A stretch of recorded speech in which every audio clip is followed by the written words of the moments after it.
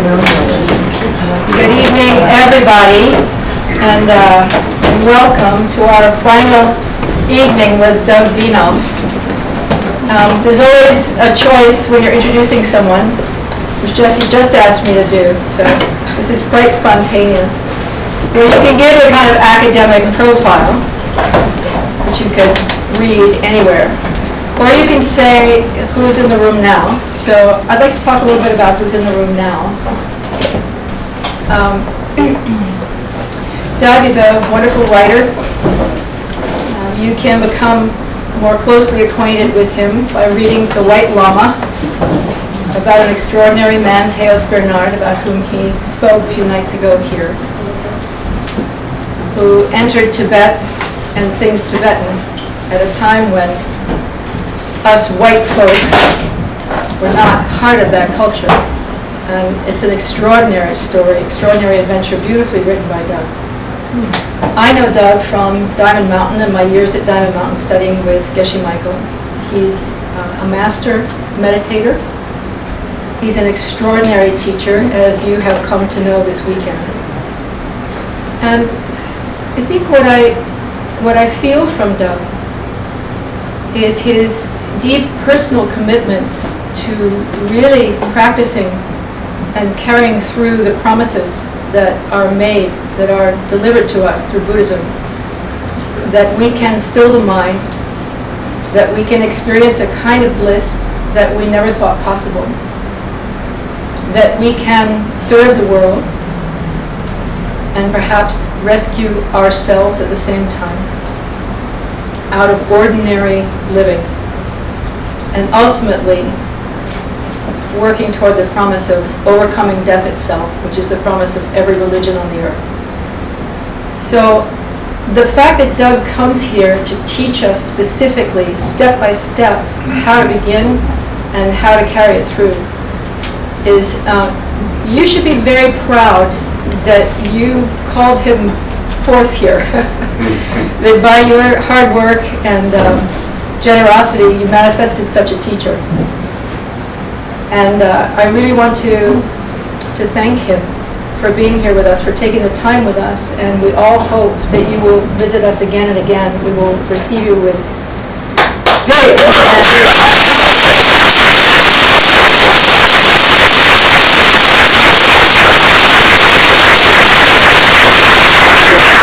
so I don't take up all your talk time. Doug is very concerned about a crisis in the minds of humanity, that we are selecting out for certain aspects of thinking and being, and that this could be a parallel echo crisis, one in nature outside of us and one in our minds inside of us, that it is extremely important that we understand what is going on in the brain, how we can get some perspective on it, and begin to not just repair the damage, but begin to move in a new direction and help others do so. So tonight's talk, I think, is extremely important and really kind of unique. I don't think you'll hear these kinds of thoughts put together in this way anywhere else. So, thank you. Thank you, Lindsay. Thank you. And thank you all here. There are so many people to thank, from Lindsay and on to all of the people that Margaret that first had contact with, Jesse. And it seems like everybody had a hand in bringing me here, making my stay so enjoyable and so comfortable, and for me very profound. And so all I can say is thank you, Vajramudra Center, because it seems like everybody had a hand in it. And I certainly would be delighted to return, because it has been a great pleasure to meet you all, and it's such a beautiful place that I can't think of anything I would enjoy more than to do exactly that.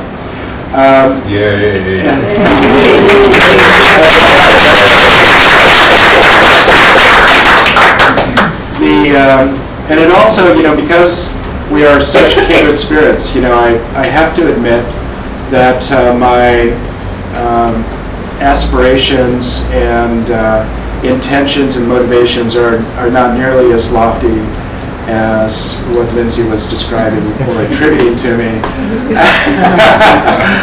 Because actually I have from the beginning just been into it for a good time.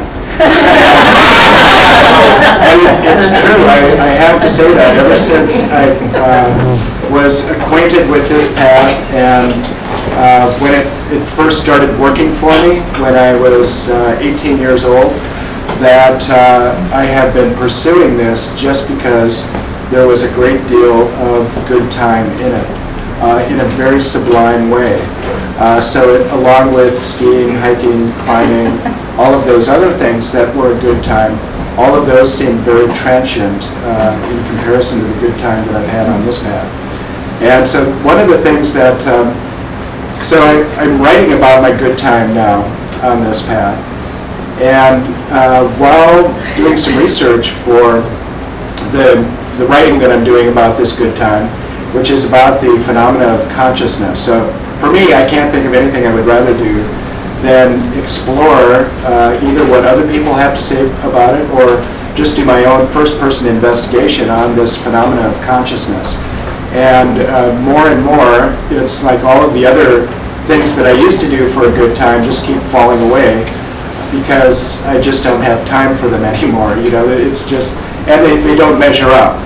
So anyway, this is one of the things that I have, one of the best times that I've had in the last year and a half or so, aside from traveling to all of your sister and brother centers on the West Coast and East Coast and on to Singapore, and seeing old friends there, is doing research. And one of the books that I have discovered that has influenced me a great deal and is helping to organize my research in a new project that I'm working on is a book by Ian McGilchrist of Oxford University called The Master and His Emissary.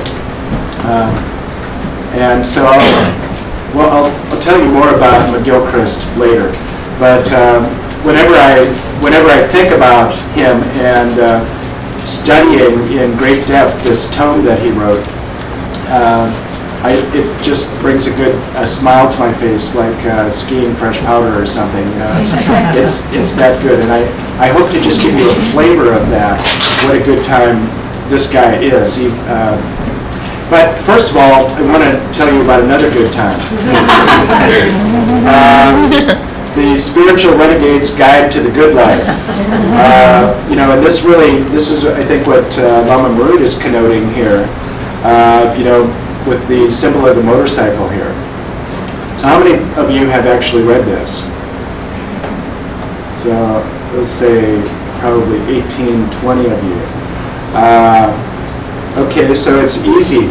This is really easy. He's made it very easy for us in the organization, the layout. It's all about changing the past. And the essence of changing the past is forgiveness, being grateful for everything. Right? And then it's controlling the future. And you can avoid future suffering. And our future depends on the karmic seeds we plant today. And then, finally, relaxing into the present, which is just means your present life is good enough to be perfect. So you 18 people have read that. And I just have to say I'm so happy to be in a room with 18 happy people because this book is all about developing sustainable happiness, right? So because you read the book, you obviously must be sustainably happy. Anybody? So is anybody not sustainably happy in this room? Okay, you know, because I have to report. So I'm going to let him know that it's working. But yeah, unfortunately, we know that it's not that easy, right? Because if it were, I would have the good time, I wouldn't have had to spend the last 35 or 40 years on this good time path, because I would have learned everything that I needed to know from, the Tibetan Book of the Dead or something that I read at 18 years old. So there's something more.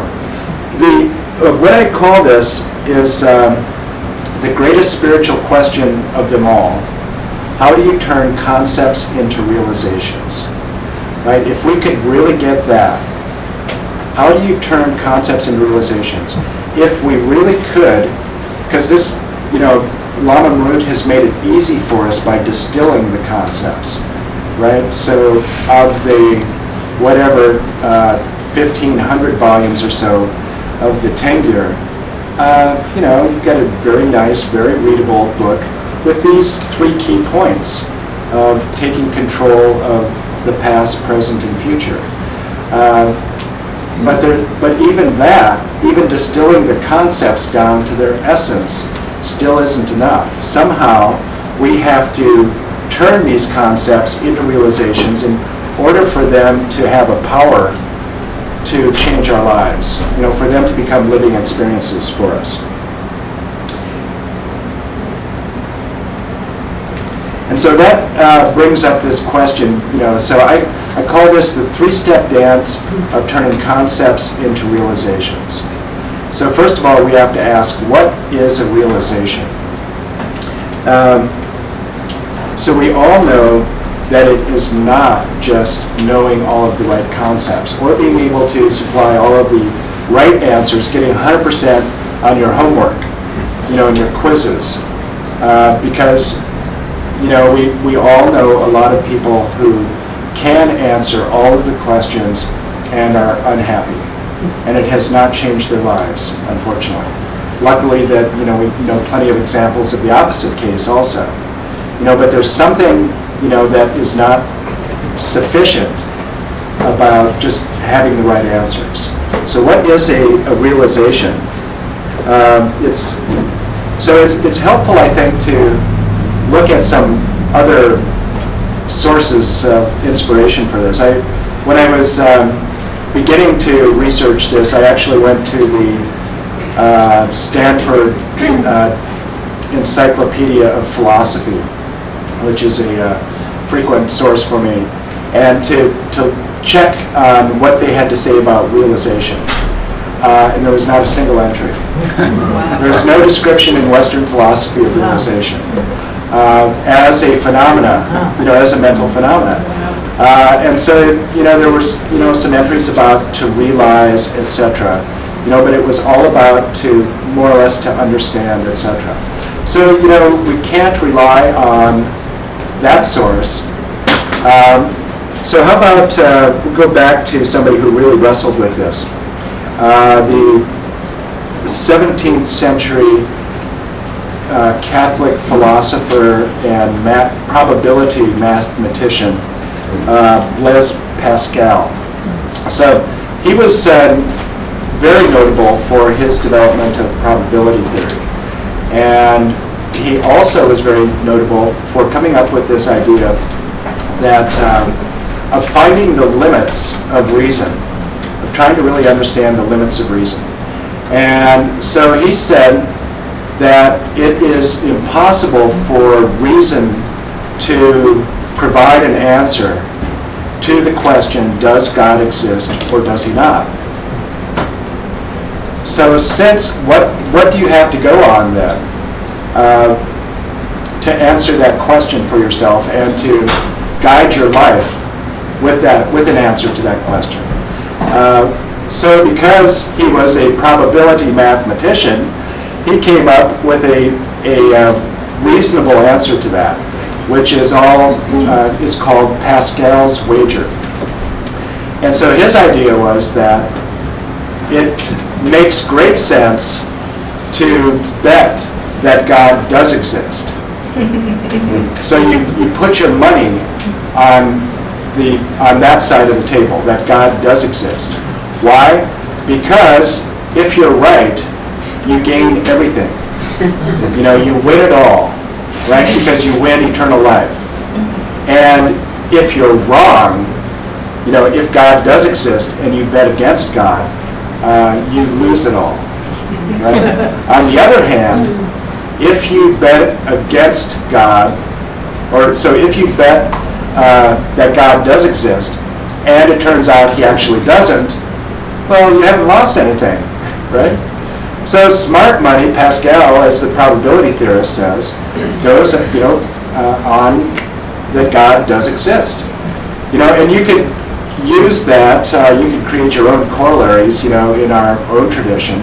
What about past and future lives? Same deal. So if smart money would be, you'd better bet that they do, for the same reason, with Pascal's reasoning, because if it turns out that if you bet that they do and you organize your life according to ethics and virtue, based on only that, belief, and it turns out that they do, then you have won. And if it turns out that death is the extinction, well, you haven't lost anything. That's Pascal's approach anyway. So smart money is on that, plan on a future life.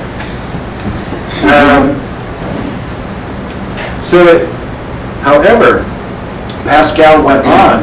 So this is the reason that,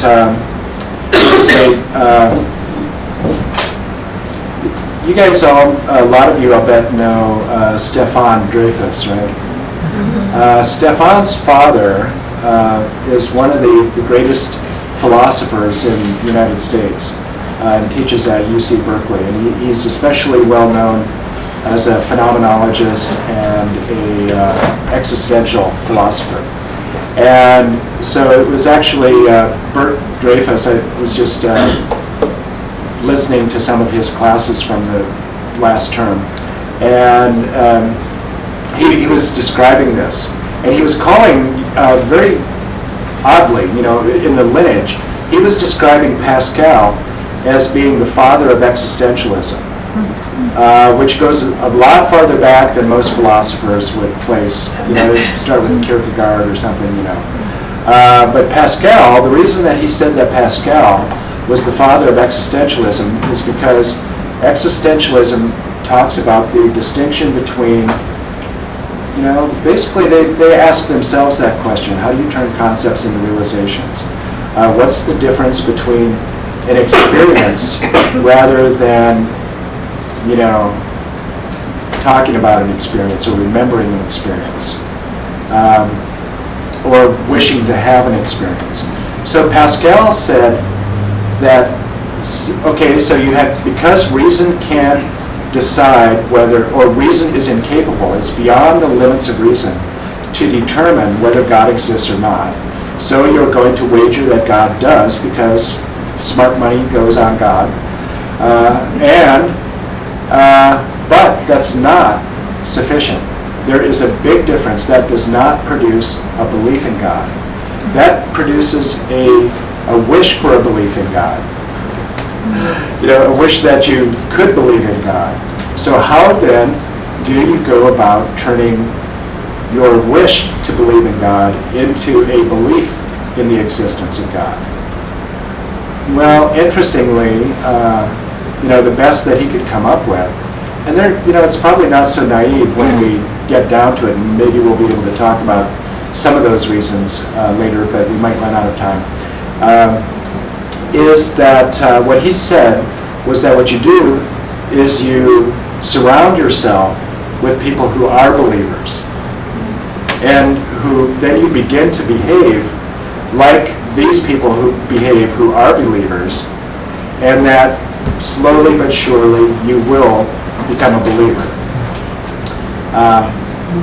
There are a lot of reasons why that might really work, and maybe that could be very, that could be very sly, and clever, and that, and so we all, we probably all know, and maybe our own experience has been very similar to that.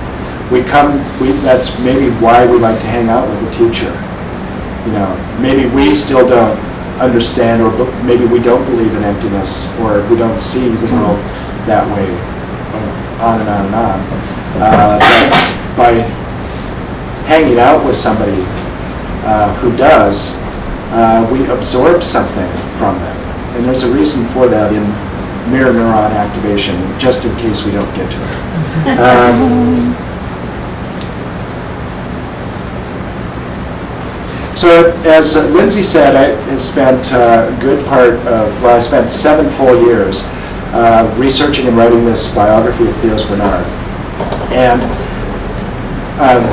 I need to talk up, do I? Okay. So I keep finding nuggets in things that Theos Bernard wrote. And I have read, I think, just about everything. I think I have read everything that he wrote in his letters, his journals, in the 5 books that he published. One of the books that he published is called Hindu Philosophy. And this book, surprisingly, is still in print in India.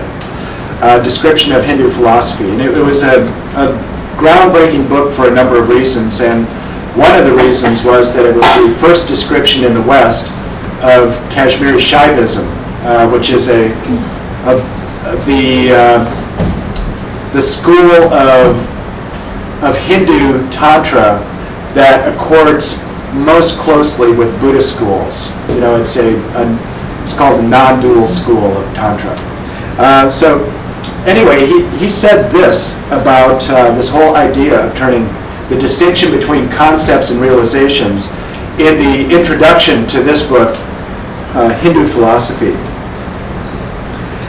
Quote, "The West refuses to accept the postulate that the world of mind and matter is but an appearance of a deeper reality which lies beyond the perception of our senses.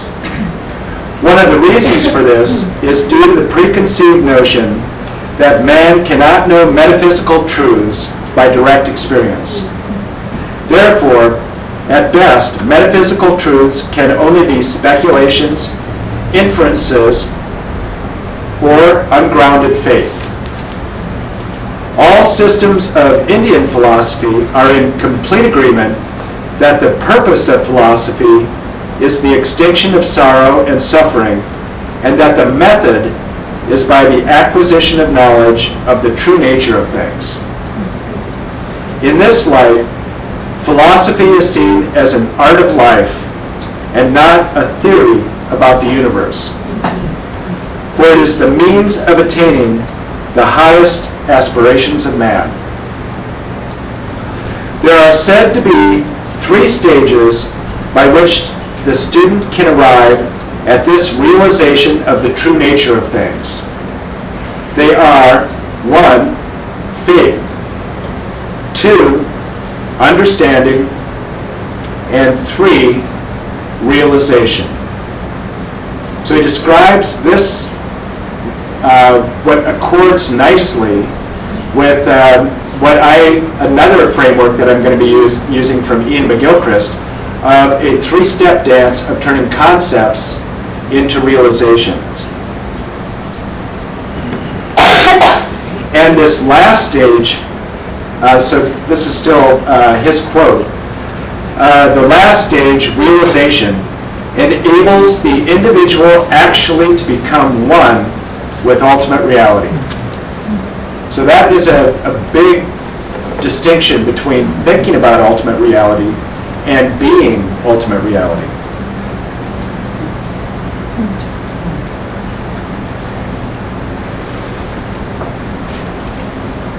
So the research for the book that I'm writing, and I'm fortunate to have a couple of months to spend on when I go to India over the summer, is all about various approaches to understanding this phenomena of consciousness in different schools of Buddhist philosophy and also in latest speculations of cognitive science and cognitive philosophy and quantum cosmology and things like that. And so one of the questions that I'm trying to understand is and posing, is the mind that we are living with, this mental ecosystem that we inhabit in 2013 global corporate consumer culture, is that fundamentally different than the mind that the Buddha and Patanjali were dealing with when they created these systems of metaphysical investigation and a way of turning these metaphysical concepts into direct realization. So we're going to spend the evening pondering that question.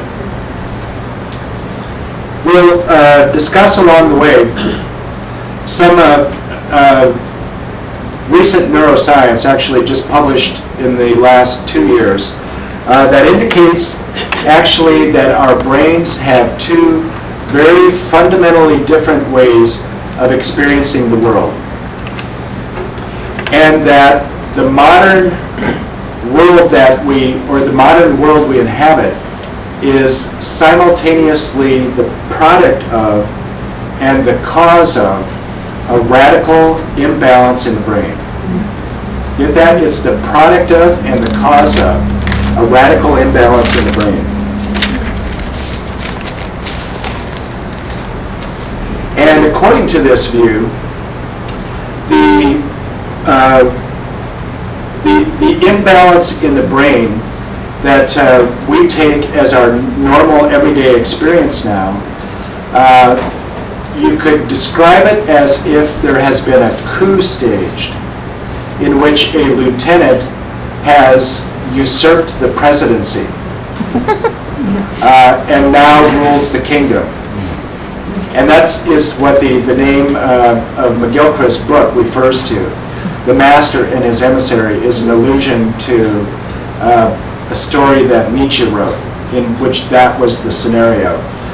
You had a wise ruler who ruled the kingdom, was beneficent, sent out these functionaries out to administer the kingdom, and one of these functionaries believed that he was doing all of the important work, and so staged a coup because he thought all there was to administering the kingdom was collecting taxes. And so he staged a coup, and this very happy kingdom then very quickly fell into chaos and disorder. But that's the analogy then that McGilchrist uses to describe the current state of this brain imbalance that we have. So the research also shows that there is a three-step dance, or 3 steps involved in maintaining a healthy balance between these two fundamentally different ways of experiencing the world. And it is a 3-step dance that will restore then health and wholesomeness and insight and life, basically, back to restore the balance to this imbalanced situation, basically to restore the rightful throne holder to the kingdom.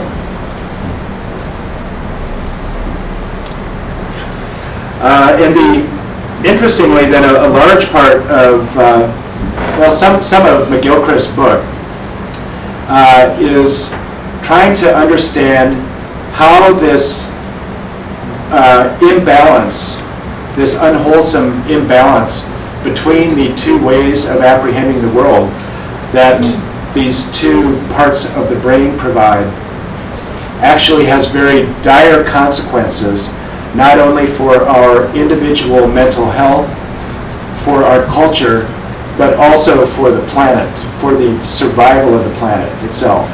And so McGilchrist, in his skillful way as a forensic anthropologist, among the 3 hats that he wears in this book, very skillfully, he is able to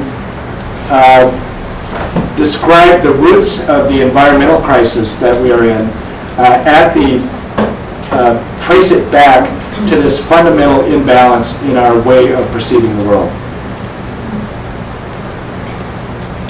And so he also traces I should just tell you about this unique scholar a little more so that you can understand how he could be speculating in these many different realms.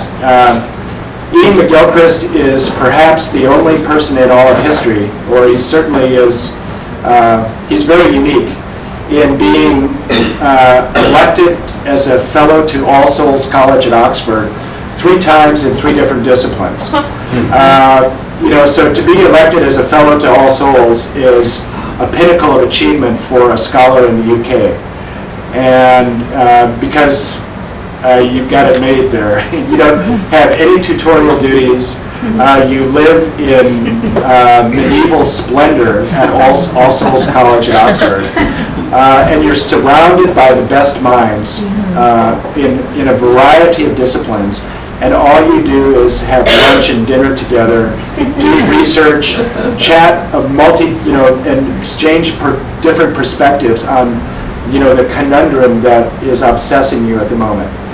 So it's a great gig, and so people like Derek Parfit, who's one of the greatest philosophical ethicists of the day, has decided to just spend his whole life there. So McGilchrist was elected first as a literary critic, and was an extraordinary literary critic there. Had a fabulous career there. But then he noticed something in his criticism, and especially in writing art criticism, that the experience of writing about art critically was such a fundamentally different experience than getting lost in the rapture of enjoying a piece of art. And so he became very curious about that, the phenomenological experience. What is the difference? And so he decided that to do that, he had to go back to school at Oxford and have another career in neuroanatomy. And so he, rose to the top again and was elected a fellow at All Souls in neuroanatomy. And then he decided that wasn't quite enough. And so he decided to go back again and get an MD so that he could become a psychiatrist. And so here you have a guy who is a renowned literary critic, neuroanatomist, and psychiatrist.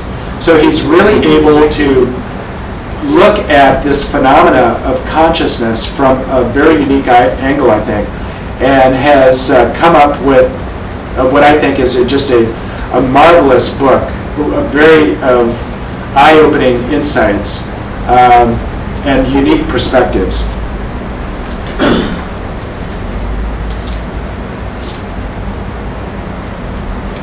So, he starts out the book by describing what for most readers would be an extraordinary premise. And for you people who might decide to read it, you would say, yeah, I know that. So what he is saying is that what neurocognitive science is beginning to prove now is that there is no world out there independent that exists.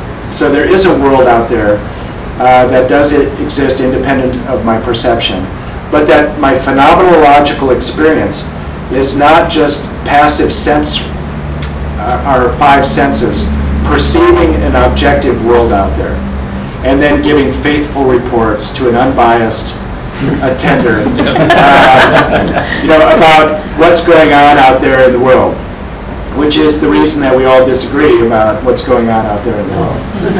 Because so what he describes is that we co-create the world in the moment of our perception of it.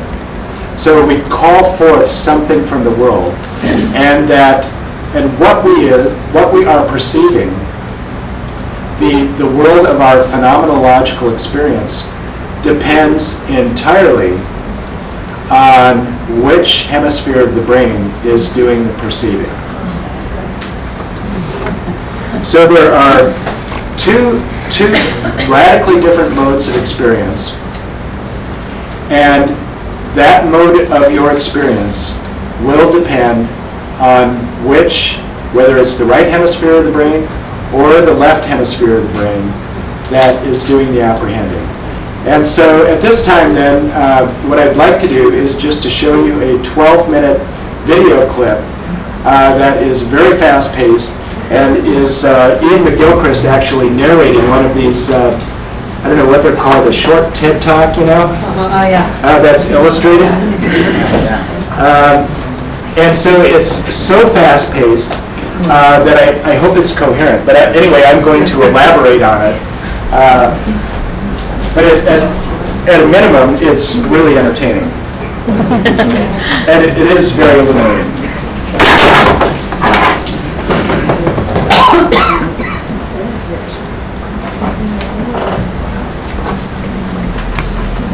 Well, I think it's on this side, actually. Is Billy ridiculously not to be given No, it's not a ridiculously Ellie, doesn't give you the link so that folks... Yeah, someone's saying that we're off air, but we're still broadcasting. Yeah, I'd have to email it to her, I guess. Can you just put that on the I can just put it in. I can put it in the. You want me to write in what it is? The camera's just a small webcam. Okay, so, oops. Do you want me to write with the?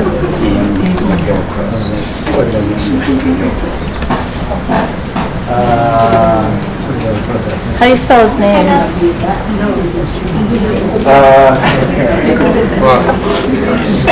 Settings, which is it set to mirror? I'm saying if I go to TED Talk.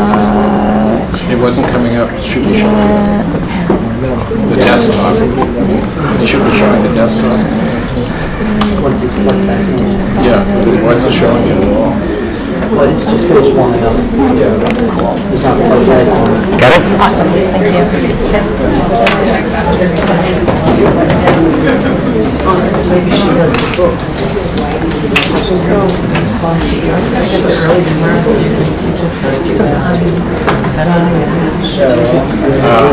Just find, here we are, I'll just find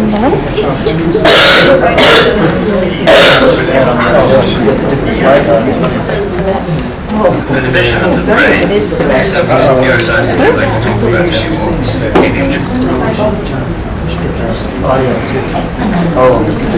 but how are we going to get to this is our first problem, I guess. So, anyway. Bob can do that for you.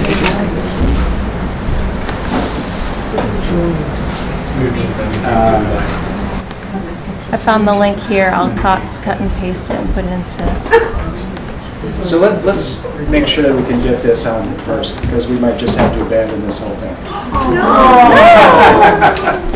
There must be some way of getting that directly on this computer. Here, all this here. That, by the way, is an image that Theos Bernard brought back. I'm not entirely sure where he got it, but there was he knocked on the door, and there's a story where he knocked on the door of a hermit who had been in retreat for 8 years already at that time, and he brazenly went up to knock on the door, and the hermit invited him in and gave him a tantric initiation into the 6 yogas of Naropa. And then gave him a couple of very valuable texts. And so this is my best guess, is that these illustrations come from one of those texts. And that, so Geshe Michael told the story. So these texts, these illustrations, turned out to be a big part of the whole YSI story also. Because Geshe Michael has a story of John Brady's crew at the St. Petersburg Library working, discovering this, which is a description of the first illustrated description of asanas and the 6 yogas of Naropa. And so Geshe Michael said that this was the only copy in the world. And he repeated that many, many times. And as it turns out, Theos Bernard brought this collection back to the United States and published these as the frontis, or whatever you call it, on a chapter head. So there are about 25 of these in his book, Heaven Lies Within Us. And Scribner's then actually used these images also, including the hook, which is the logo for YSI. They used that in their national advertising campaign for the book. So, there were millions of people who saw that advertising in the New York Times. What do you think? Is that going to work? I don't know what you did, your video showing that instead. Yeah, so I might have had to just import it to something else. But anyway, It's not showing your desktop. there's one thing that you might, I don't know if downloading it would do it, but you know what, I think I'll just steam on it.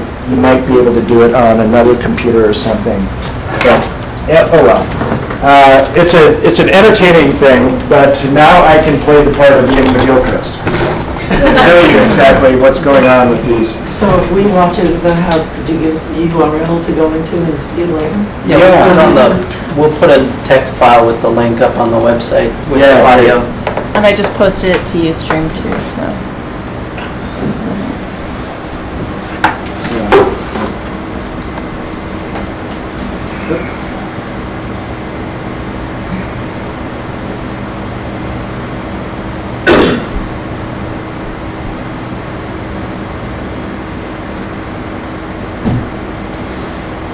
So this idea that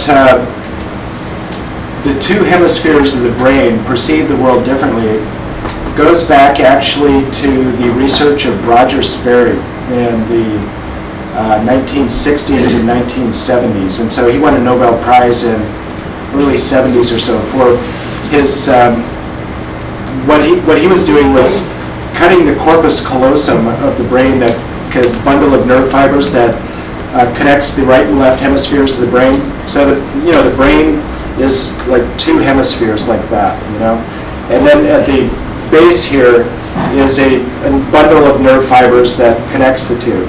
So to control, as a last measure for controlling uncontrolled epileptic seizures, Sperry and a couple of his colleagues were cutting that, the corpus callosum, and they found that indeed it did cure the seizures. But then what they found was that people seemed to have two independent personalities, and they were perceiving the world completely, differently, and in many ways contradictory approaches. So this then led to all that. It became very popularized. The right brain, left brain, and it actually it became such a pop phenomena that there were all kinds of management courses built on right hemisphere, left hemisphere, drawing courses. In the 70s, in the 80s and 90s, anyway, it just dominated popular psychology. And according to McGilchrist, it gave the research a bad name because it was so oversimplified.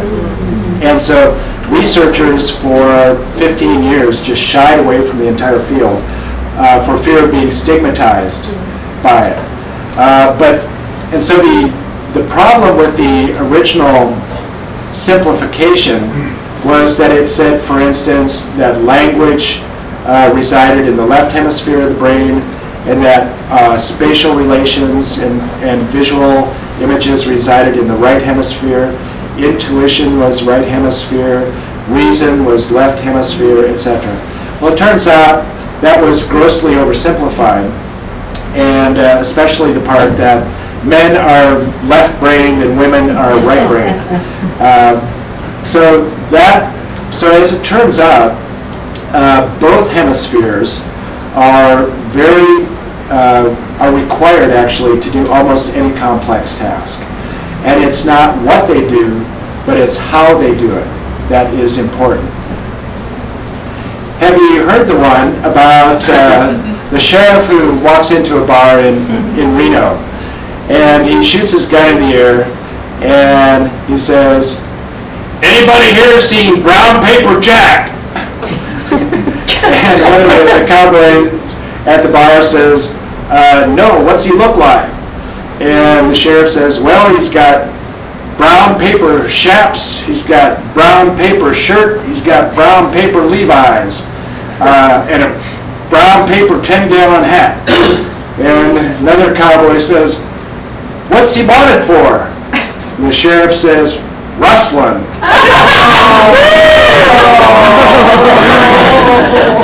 So, the fact that you groaned or laughed or anything reveals a very complex task, right? Because what I was telling you was just giving you a string of words, of language, right? And you were all, prepared. You knew I was telling a joke somehow, rather than was telling you something about, brain, something deeper, more serious about brain lateralization. But so that right hemisphere was necessary to understand context. You can tell by the tone of my voice, by, facial expressions, whatever, right away, right when I said, have you heard the one, you knew something was coming, and you were preparing to josh me about what a sick joke that was. But the thing was that reveals a very complex relationship between the hemispheres and what they do.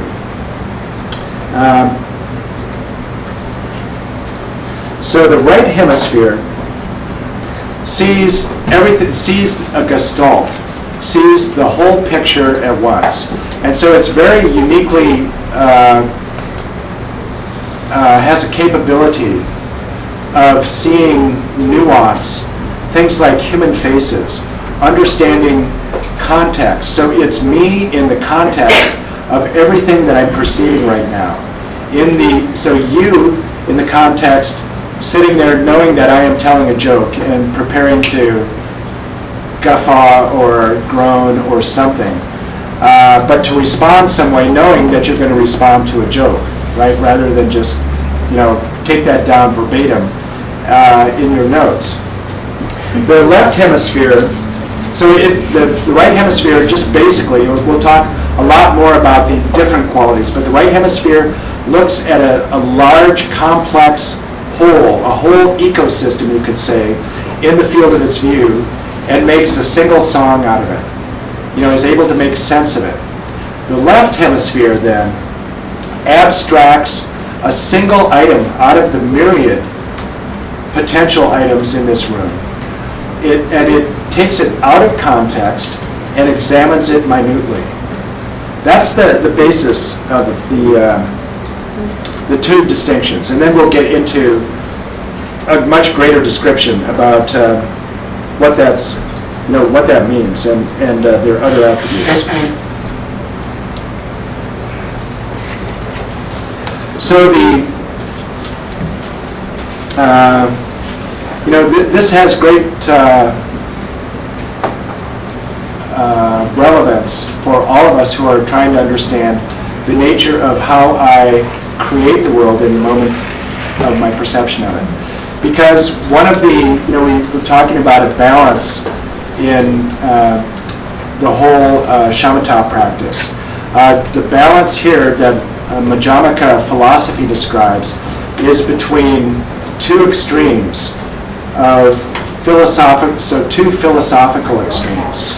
One you could call naive realism, and the other you could call naive idealism. So naive realism and naive idealism. So the naive realism would say that everything, the world exists, the world that I perceive exists independent of my perception of it, and that the whole goal of my refining and my perception is to kind of strip neuroses away from my perception, kind of clean the lens, and then I'll be able to see the world dispassionately in the way that it actually exists, right? And then if we all could clean our lenses in that way, we would all see the same world. And this is the world of really classical physics. right?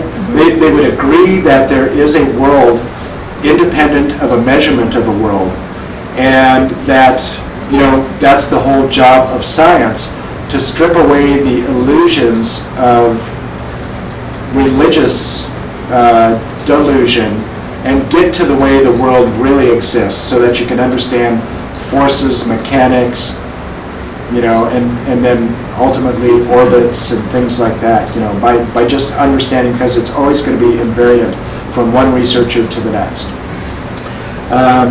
So that would be the naive realism. The naive idealism would be the approach, we would call this in Majamica philosophy, it would be the extreme of nihilism. But I think naive idealism is actually a more accurate description of the cliff, because it says that there is only the mind, and that there's only one substance, and it's the mind, and that it is creating everything that I perceive. There is nothing, and one extreme version of that would be solipsism, that says all that there is my mind, in fact, and I am creating all of your mind streams, my perception of your mind streams, right now, in my moment of perceiving you. So Majamica philosophy treads a way between that, which is very similar to what is called in one school of cognitive philosophy now that I find the most compelling, is called embodied realism, which basically says whatever it is that exists out there, the only knowledge that I can have of it is my perceptual experience of it. So one way of putting this is to say that we neither discover an objective reality nor invent a subjective reality, but that there is a process by which we call forth something, or I should say the world calls forth something from us, engages our attention in some way, and that we then draw forth something or call forth something from the world. So there's a meeting between the two, and that does not mean that it's 50-50.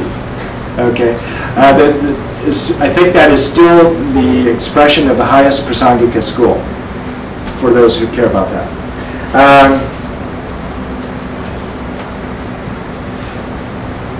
Anyway. Doug, would you forgive me, would you just repeat that last thing you said? Because you said the world calls something forth from us, and we call something forth from the world. Yeah. And then how you related that to the highest school of Prasangika? Oh, so all that we know about that, so it's I think that the Prasangika, that Chandrakirti is talking about epistemology, which means how we know the world. How is it possible to know the world? And so epistemology, Buddhism is phenomenology, takes a phenomenological approach, means the only knowledge I can have of the world is through my perception of it. But Chandrakirti doesn't say that all that exists is my mind. And that's why he goes on, and we've had these discussions in Los Angeles before, and I won't go into it too much, but Chandrakirti, and it's why Geshe Michael quoted it at length in Course 5, ACI Course 5, the material cause, distinguishing the material cause from the cooperative condition. And Chandrakirti says, for instance, that only a physical thing can cause a physical thing, and only a mental thing can cause a mental thing, for instance, there. And that's somewhere to go, but we can have more discussions about that. So basically then, what that means, that there is no, quote, real halibut point that can be distinguished from the one that we reveal and create through the type of attention that I give to it. Right? So that's real Prasangika. There is no real halibut point aside from the one that I create by the type of attention that I give to it. And also then the second corollary to that is that the kind of attention I perceive halibut point with is going to change what appears to me as halibut point. So if I halibut point will be radically different for someone who is perceiving through the right hemisphere. For instance, a watercolorist who goes out there to paint the sunrise or the rocky shore with, whatever is in the foreground and and absorbed in the lines and the space and all of that. That will be a much different halibut point than one, for instance, of someone who has come out there has designs on getting the parking concession for halibut point, or even a fisherman who is, trawling through halibut point or something. It will be a much different halibut point. So you can't say that there is a real halibut point other than what is being created by the perception of those people in the moment that they are attending to it. So the reason that that's important is that, again, it's as I quoted William James, for the moment, what we attend to is reality. And so what reality are we creating? It will depend on what brain I am perceiving with, which, so I'm going to just use that term brain a lot tonight, but that doesn't mean that I am a materialist reductionist, okay? I want to go on record saying that, because that's exactly a position that I don't subscribe to. But anyway, I'm going to be using that term, the brain, and then we can talk about another talk about how that relates to mind. So then the right hemisphere, so what halibut point is created by the right hemisphere? The right hemisphere takes in the whole wide world in one glance, basically. Makes a gestalt, a single song, and this world is filled with contradictions and ambiguities. It is implicit. There is a lot of unknown in this image, in what the right hemisphere perceives. In the way that there is a lot of unknown or implicit in poetry, in music, in dance.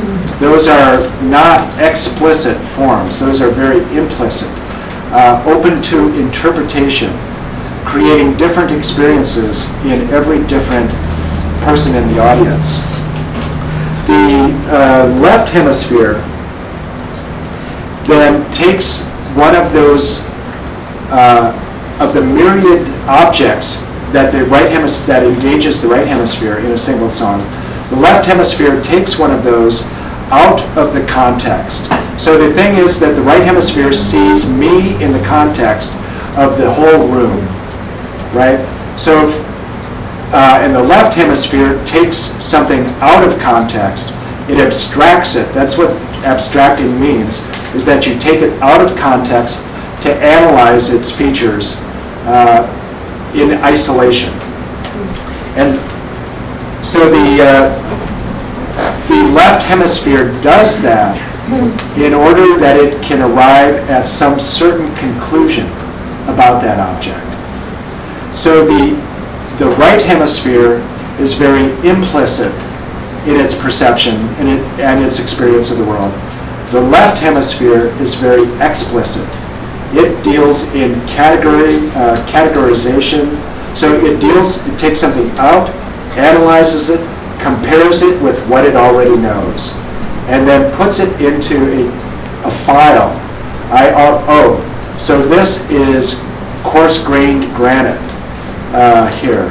I know that. I put that into my file of experiences of granites, or rocks, because I have a lot of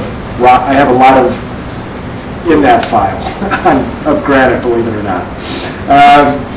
And so that's it. So now I know I can categorize that, and I can look at the size of the quartz crystals, and know that, oh, this is obviously this was a batholith. This was created as a batholith and cooled very slowly deep in the core, because you can tell just by the size of the sodium plagioclase and the feldspar, and especially the quartz crystals. They're large, which makes it very abrasive, which is why I have this shin that was all bloody a couple of days ago. So all of that goes into, I know that granite, right?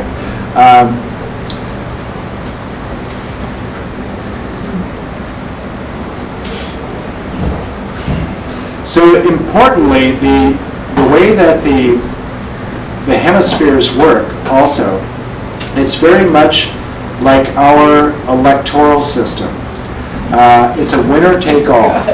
51%, all you have to do is win 50.0001% of the vote, and you are the President of the United States, right? Or you are elected to the Senate. And so it's not, the brain does not operate by proportional representation like in Australia. It is, winner take all.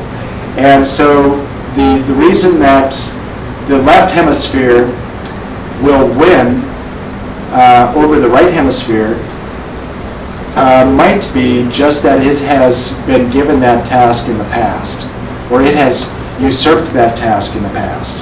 And so it just becomes habituated, and so the right hemisphere just kind of gets cut out of it. And that's why sometimes the left hemisphere was called the dominant hemisphere, because that's where we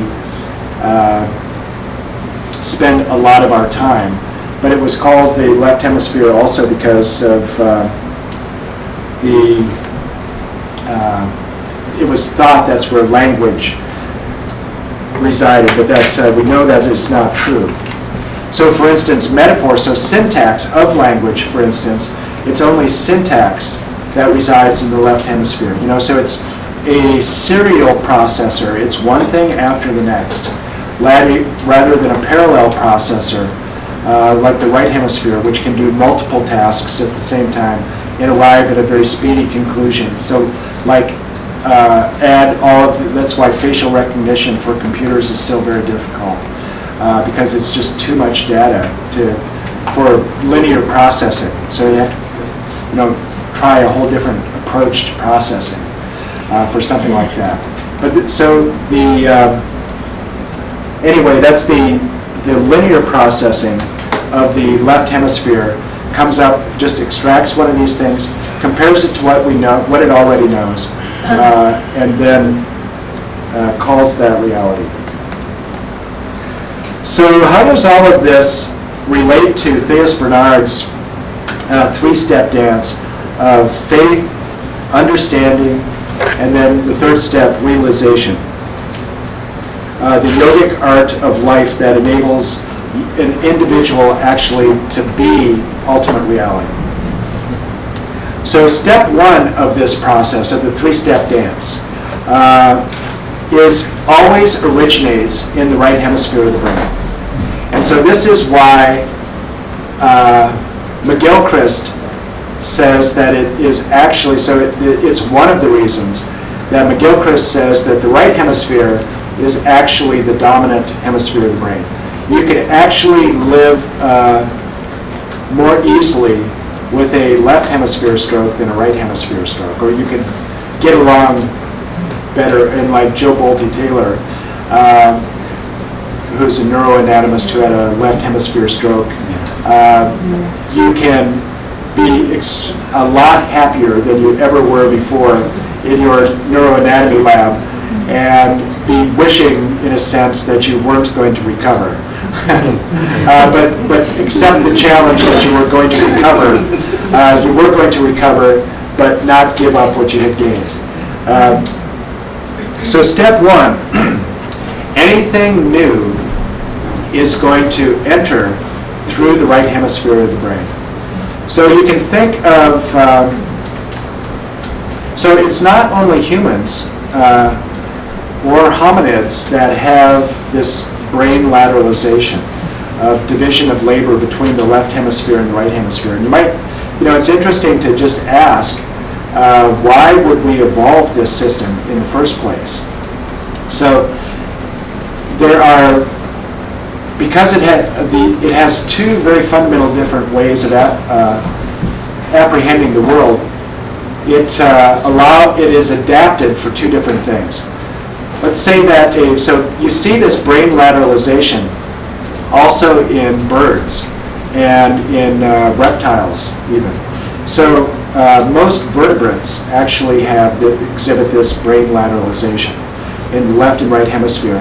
And it's the left hemisphere in almost all of these species that do the same thing that our left hemisphere does, which is to examine one thing in detail. So this would be like a bird who is pecking at the ground, and it will look with its right eye because it is dealing with its left brain, and so there's cross-wiring there.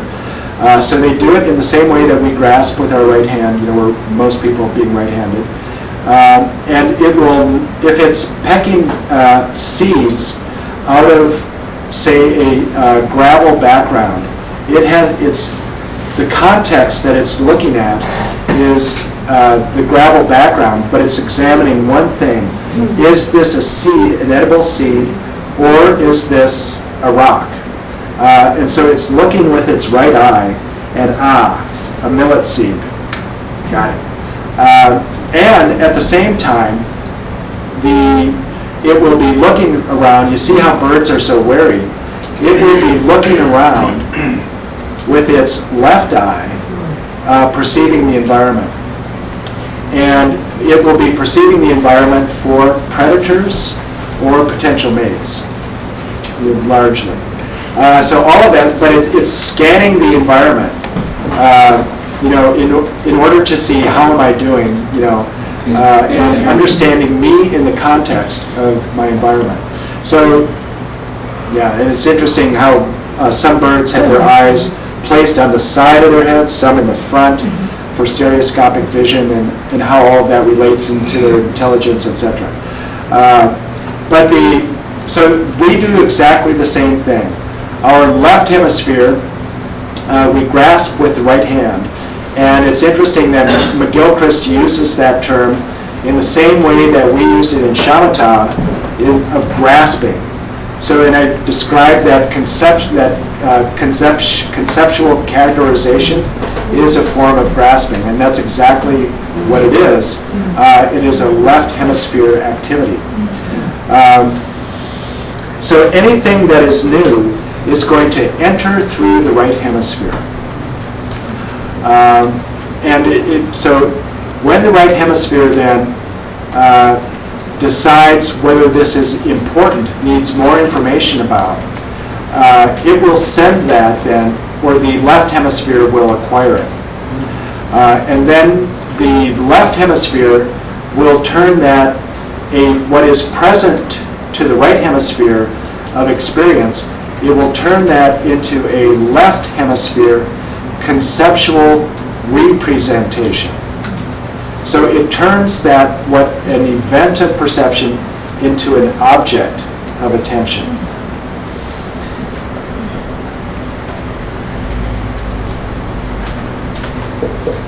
So and this is really helpful because these events in the right hemisphere are never fully graspable.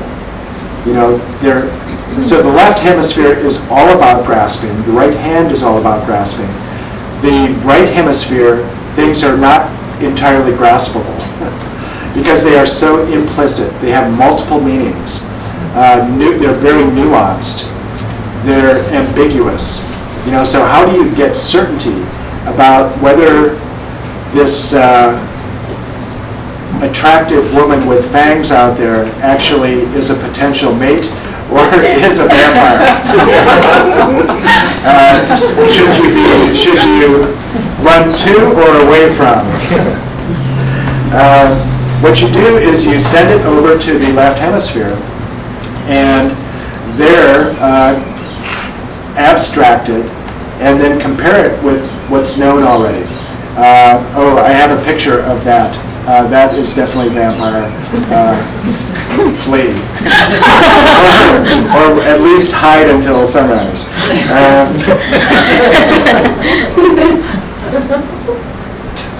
So the thing about this abstracting process then is that it yields fixed, static, explicit, disembodied, and ultimately lifeless objects. Right? These are dead objects that we are examining because they are conceptual representations. The living experience does not live in the left hemisphere. It is and so in Wordsworth's terms, we murder to dissect. Okay? And so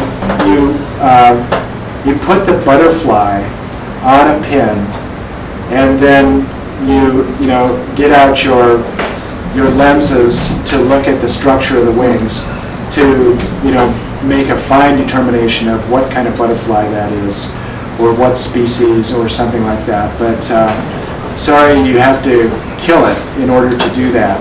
To really abstract it, to take it out of the environment that you captured it in, and just hold it up to close scrutiny. But this also then provides clarity and the power to manipulate that image. So while it is implicit in the right hemisphere, ambiguous, uncertain, you can't manipulate it. You have to murder, dissect it, abstract it, in order to give it some dictionary certainty. And then you can turn it into a tool. It becomes a conceptual tool that you can compare with. You can compare it with what you know already. You can compare it. You can give it a name. You can label it and describe it. And then you can give it to somebody else. You can email that to one of your colleagues and say, I have a new discovery about this explicit thing that we both agree on a definition about. So you can compare notes with other people about your experience, which is very difficult to do when your experience is only implicit and living. You have to send it to the left hemisphere in order to communicate about your experience. And then you can create rules and generalities and owner's manuals about trying to understand why the machine doesn't work, right? And you can have a parts manual, all of that stuff. You create that all within the left hemisphere. And that's why the left hemisphere is so important. So that is the second step. The first step of Theos's three-step dance is faith. The second is understanding, or here it's probably, you would say more accurately, conceptual elaboration.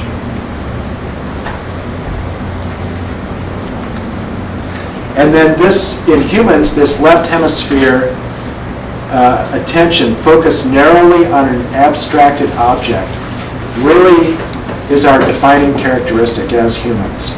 The ability to stand back from our immediate experience and to not and to analyze it, to ponder what the future ramifications of an action, of an impulse might be. So in the right hemisphere, without that ability to stand back from your experience, because you are enmeshed in your experience, you are bound to impulse more and to reaction. And for the first time with the left hemisphere, the second step of the three-step dance, you're able to not act instinctively, but to just stand back and contemplate what is the probable outcome of an action. What does this mean? Can I categorize this as a friend? Could this former poisonous plant that I've seen kill countless of my friends or my tribe, could this somehow have medicinal properties? Something like that. So it's our ability to use the world for our ends really depends on this ability to stand back. And so we are not, when we are doing that, we are not apprehending myself in relationship to an other, but we are just dealing with something that we have created, which is and this thing that we have created is a conceptual representation of what was a living experience. And then this process of the conceptual, the engaging of the conceptual representation becomes so automatic that we actually then begin to take that for reality. And this then in our, in the Dura, the logic texts of the Sutra school, is defined as dunchi, right? Anybody remember what a dunchi is? It's you could say a conceptual representation of an object, and then there's an important second part to that definition. Which is not the object. We mistake it to be the actual object. We mistake that conceptual representation to be the actual object. Isn't that, it's so, contemplatives came up, and logicians came up with that. Exactly what Ian McGilchrist is pointing out here. That the left hemisphere believes that it is dealing with reality. And it is dealing with the reality of its creation, a conceptual representation. And it is a very powerful reality that it has created, because it gives us the power to manipulate our world. And that is how we manipulate, how we utilize. And that is the left hemisphere's chief concern, is how do I utilize the world? And the right hemisphere's mode of engagement is care and engagement with the context of me and others. And so all your social relationships, your friendships, care and compassion, all of those are right hemisphere activities.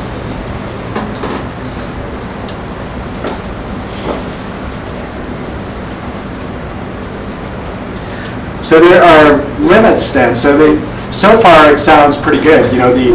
The left hemisphere is really this ability to stand back from our immediate experience has created all of our culture, all of our science, all of our religion, because it is able to describe to others spiritual experience or intuitions.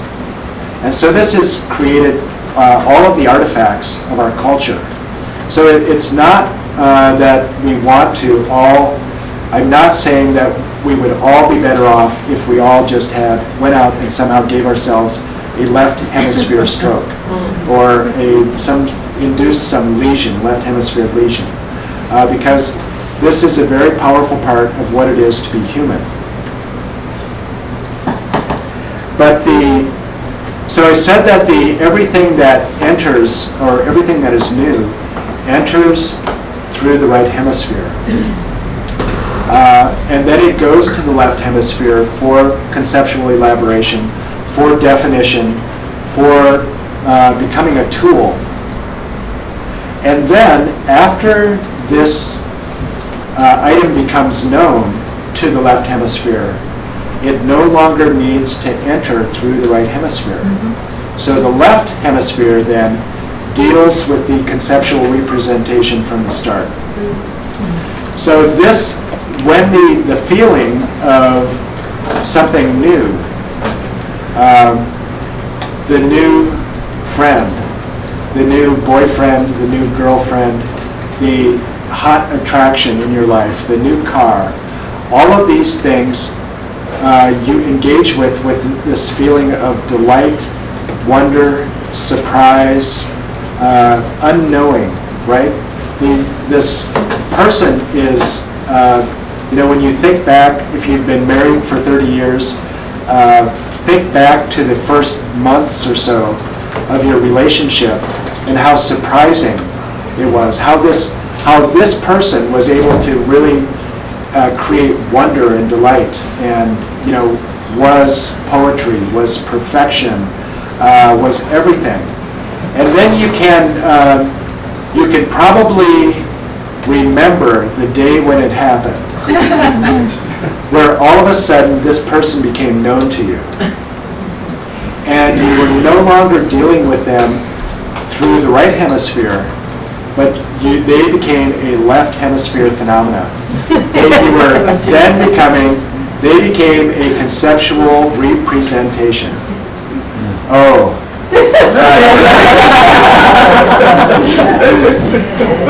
Yeah, that's Bonnie. I know her. Right? So that's not just Bonnie, but that's that look. That's Bonnie's look again.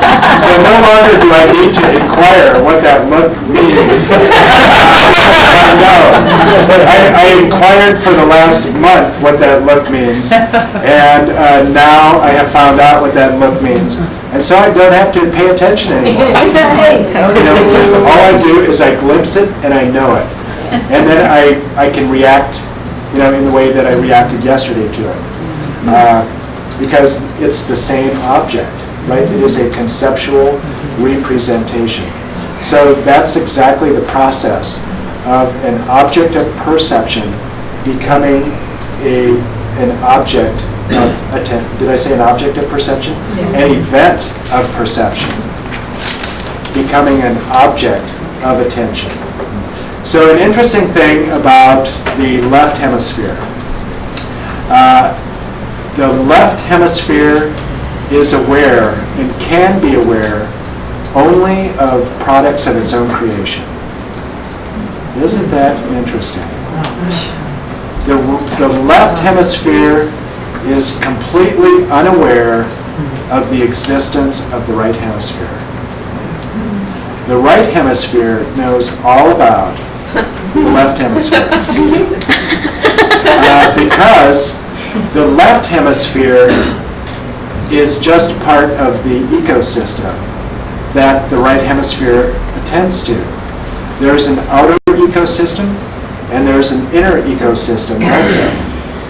And that is all just part of the right hemisphere's experience of the world. But the left hemisphere believes this conceptual representation of the world is all that exists. So it's not only that it mistakes the map for the terrain and believes that if you have the map, it is not necessary to go to the mountain. But in fact, the map is the only mountain that exists. Is this all beginning to sound familiar with your experience of the world? When we are engaging the world in that way, does it seem two-dimensional? Does it seem flat? Does it seem dead? Does it seem utilitarian? All of those things. But the thing that you can say about it is that it's very well defined. Okay? And so for a lot of people, that certainty is worth everything. I would rather be certain and live in a two-dimensional world than to live with ambiguity in a three-dimensional world.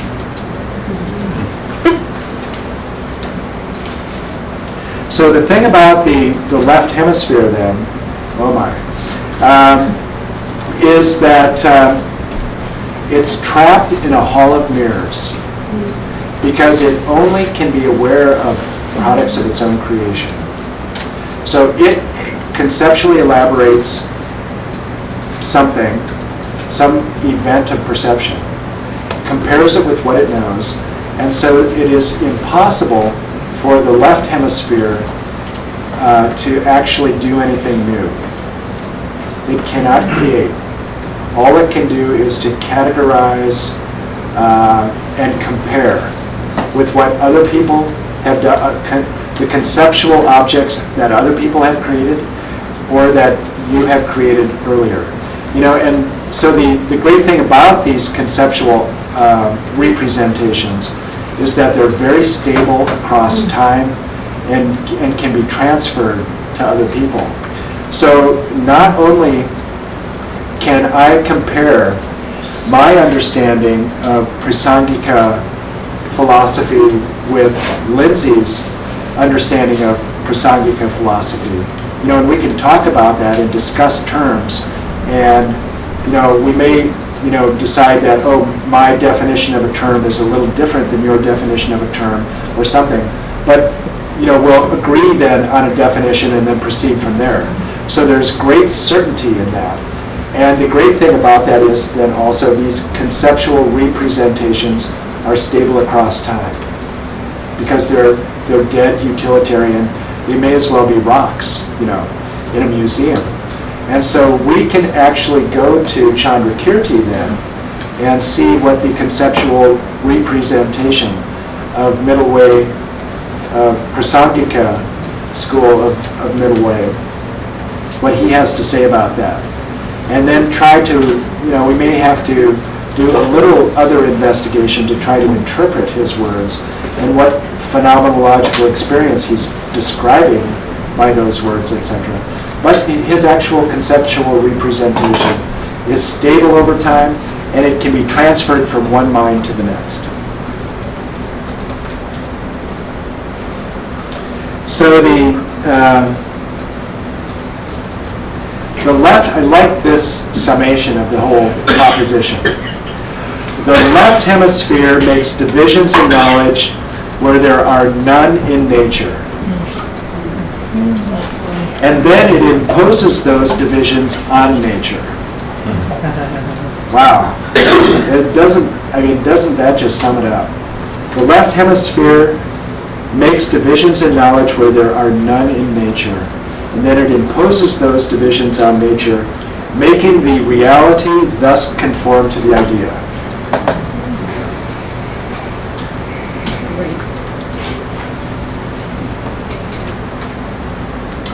And so the result then is that, we'll talk about that a little later.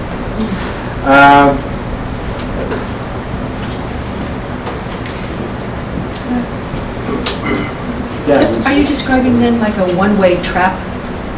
That the movement of the mind is from the right hemisphere to the left, and then it's stuck because it can't return?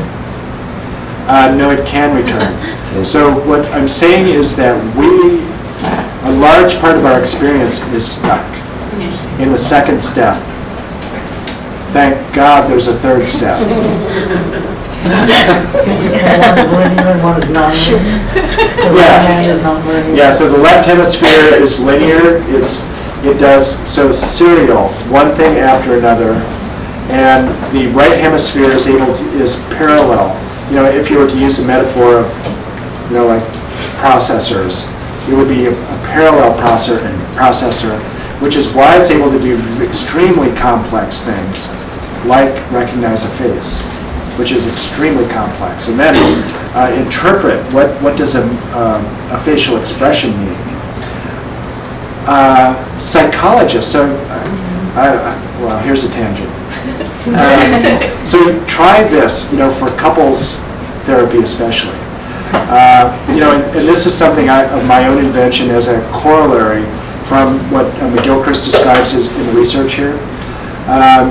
The right hemisphere, so if you, for instance, cover up the mouth and are only looking at the eyes, the right hemisphere attends to that because there's so much implicit trying to understand the eyes are the window to the soul, right? So it's an interesting thing for someone to, I think, this is an experiment but I'm not a therapist, so I haven't made enough. But to try, especially in couples therapy, I think, to cover up the mouth and to communicate and with only looking at the eyes. So you would they would be listening to the communication while apprehending with the right hemisphere. And then, as an experiment, do the opposite, cover up the eyes, and then you're only apprehending the mouth. And so the apprehending the mouth is the province of the left hemisphere, because it's a coarser sensation. And it would be very interesting to note then the difference in the communication received. I don't know. So that's something that's just interesting. It's kind of like when they tell you when you go on a job interview, you want somebody to like you look them right in the eye. Communication. Yeah, I think so. Right, because that creates that human living bond of empathy and sympathy. Yeah. Yes. Yesterday when you were talking about, yesterday and the day before, sorry, when you were talking about inhaling clarity in the meditation class, and you were asking us, does it just work because you've made the suggestion? Is this way it works?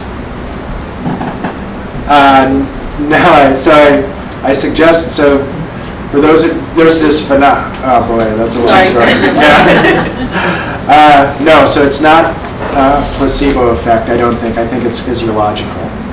In that, just to answer that question, because of vagal toning index, or vagal toning. Oh, I didn't mean placebo effect, but I meant, okay. Okay. Yeah, ask me that again later. I bet there's something really good in what you're saying. But it would be it'd probably involve a long discussion to get there. So, this is what's so, the right hemisphere can have a powerful intuition of a spiritual intuition. The right hemisphere can have an experience of non-duality, for instance. And anybody, that sounds familiar to, knows how implicit that experience is. You can have an experience of non-duality, and it can mean almost anything. And so what often happens, and in fact this may be the best way that all of spiritual experience happens, is that you have a right hemisphere spiritual intuition, and then you go trying to understand it. Yeah. What does that mean? I need a framework with which I can understand this experience. And then the conceptual elaboration of which, the center here in the Gelugpa lineage is so powerful with its framework, conceptual framework for understanding this understanding spiritual intuitions, that something happens. The experience of the spiritual intuition is changed by the conceptual elaboration. So Theos Bernard wrote that, and I cited this in the book talk. And again, this is just another one of those gems, and I'm amazed at his intuition about this. So he wrote this in his master's thesis, published by Columbia, which was titled Tantric Ritual. Quote, "What is much needed at the present time is for someone who is willing to work with one of those teachers," meaning the Tantrikas in India, one of those teachers who are so rapidly passing away, to first familiarize himself with the literature, then go and devote several years of his life to the practice of its method. One who has an intellectual understanding of the scriptures must put himself through the various ritual stages so as to gain by experience an estimate of the truth of the teachings. It does not purport to be able to help anyone through mere instruction alone. So it does not, so you start out with a spiritual intuition, if you're lucky, so that's the thing. I mean, that's difficult. That's why people elaborate them, because you would like to have a spiritual intuition, but they seem to come out of nowhere. Wouldn't it be great if you could schedule one? Put it on your calendar, and just make room in your appointment schedule. Say, no, I need 2 hours on Wednesday because at 10 o'clock it's the drug perception event. But that's, somehow it seems that these things, what I call, you're ambushed by them. So they are right hemisphere experiences. Then that you go seeking a framework to try to understand, to give meaning to. Okay, so we had better go directly to then trying to understand exactly, again, ask this question, what are realizations? So what is knowledge versus conceptual information? This is really, McGilchrist goes into this in trying to delineate this difference in the two ways of knowing of the right hemisphere and the left hemisphere. And I think this goes right to the heart of trying to understand what a realization is. So we can say that we know in two very different ways. The word know can connote two different things in English. And so that's why in German, for instance, there are two different words for it, kennen and wissen. So kennen is to know in the sense that I know Lindsay, and then wissen is I know that today that I am running out of time. Something like that. It's factual knowledge.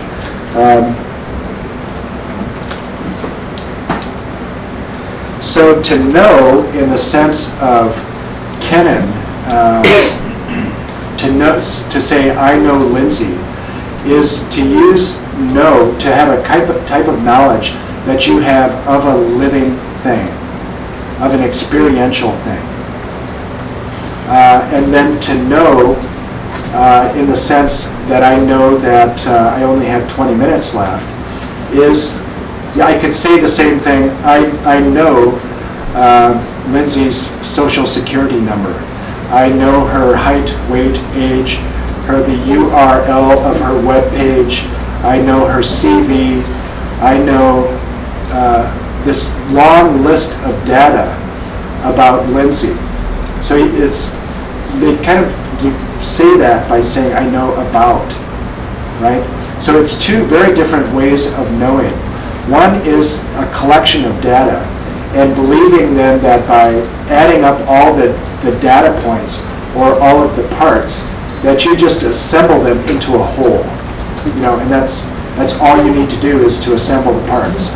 So if I say, so all of us, if we all had the same private investigator, could agree on all of the data about Lindsay, her address and all of that. Even some of her secrets could be secret data, that we could all agree about these points about Lindsay. But when I say I know Lindsay, I am talking about I am knowing an individual living thing. And I am also saying that my knowledge of her is very individual. So is my knowledge of Lindsay transferable to you? just what, how my knowing of Lindsay was deepened last night. I could never transfer to anybody. And your knowing of Lindsay is very different than, anybody sitting next to you knowing Lindsay. Because it's all individual knowledge based on an experience of a living thing. So you get that there's two very different ways of knowing. And we're talking about the way that I know Lindsay is a right hemisphere knowing. The social security number, the address, the email address, all of that is left hemisphere because everybody could agree, is that truly Lindsay's height, weight, address? Because those are facts, conceptual representations of who Lindsay is or describing Lindsay. So this is why we could have 5,000 Facebook friends that we could say, and they all know us in the same way. And then we could say that no one knows us, right? So there's an interesting, there's a correlate of the Heisenberg uncertainty principle here in knowledge.